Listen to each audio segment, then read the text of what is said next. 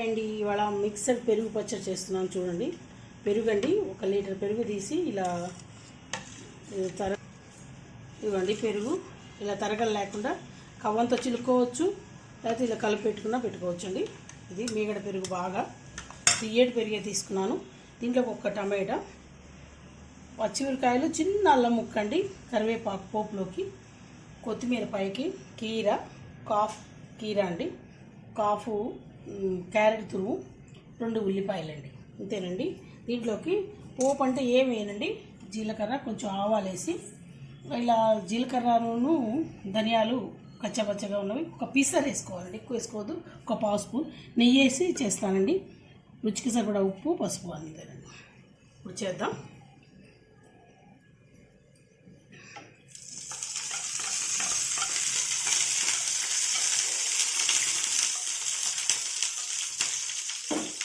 చూసుకొని వేస్తుంది. ఎక్కువ వేయించకూడదండి, కొంచెమే వేయించాలి.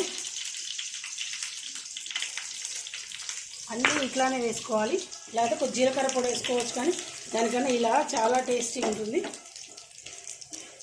నేను ఇలా ట్రై చేశాను, బాగుంది అనిపించింది నాకు, అందుకని నేను చేస్తున్నాను. మీకు కావాలంటే చేసుకోండి.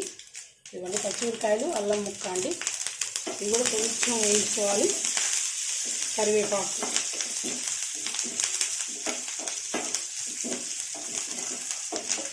ఏవి ఎక్కువ వేయించుకోకూడదండి. ఇది బిర్యానీలోకి బాగుంటుంది, ఇది అన్నంలోకి కూడా బాగుంటుంది. వేసవికాలం కదండి, అమ్మగా ఉంటుంది తినడానికి, అది తెల్లగా. ఉల్లిపాయ, క్యారెట్ తురుము, కీర అన్నీ 2 మినిట్స్ అండి. కొంచెం కొత్తిమీర కొంచెం పైన వేసుకున్నాం, కొంచెం కొత్తిమీర అన్నీ వేయాల్సింది. 2 మినిట్స్. మనం పెరుగులో సగం ఉప్పు, దీంట్లో సగం ఉప్పు వేసుకున్నామండి. చూపిస్తాను. దీంట్లో పసుపు వేసుకోవాలి, ఇవ్వండి. దీంట్లో కొంచెం ఉప్పు వేసుకోవాలి, దీంట్లో కొంచెం ఉప్పు వేస్తున్నాను. దీంట్లో వేస్తున్నాను, ముక్కలకు కూడా పట్టాలి కదండి. చూసుకొని వేసుకోండి, ఎక్కువ వేయించద్దు. ఏది ఎక్కువ వేయించినా బాగుండదు. మనం రైతా టైప్లో చేస్తున్నాం కాబట్టి ఇది ఇలానే చేసుకోవాలి, కానీ చాలా బాగుంటుందండి తినడానికి. స్పూన్ వేసుకొని మామూలుగా కూడా తినచ్చు, అంత బాగుంటుంది. ఒకసారి ట్రై చేయండి మీరు కూడా.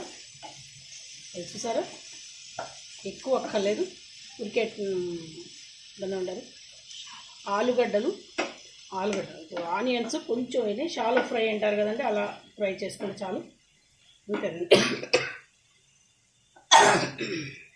ఇంతేనండి. ఇప్పుడు మనం దీంట్లో కలుపుకుందాం.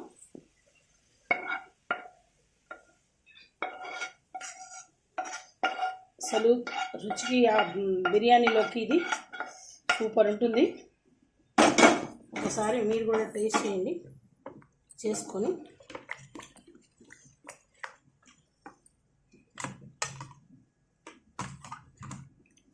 చూస్తుంటేనే బాగుంది. ఇలా మనం తినగలిగిన వాళ్ళు ఇట్లా స్పూన్ వేసుకొని కప్పులో వస్తున్నా కూడా చాలా బాగుంటుంది. దీనిపైన ఇప్పుడు కొత్తిమీర వేసుకోవాలండి. కొంచెం వేగినట్టుగా వేసుకుంటే చాలా బాగుంటుంది.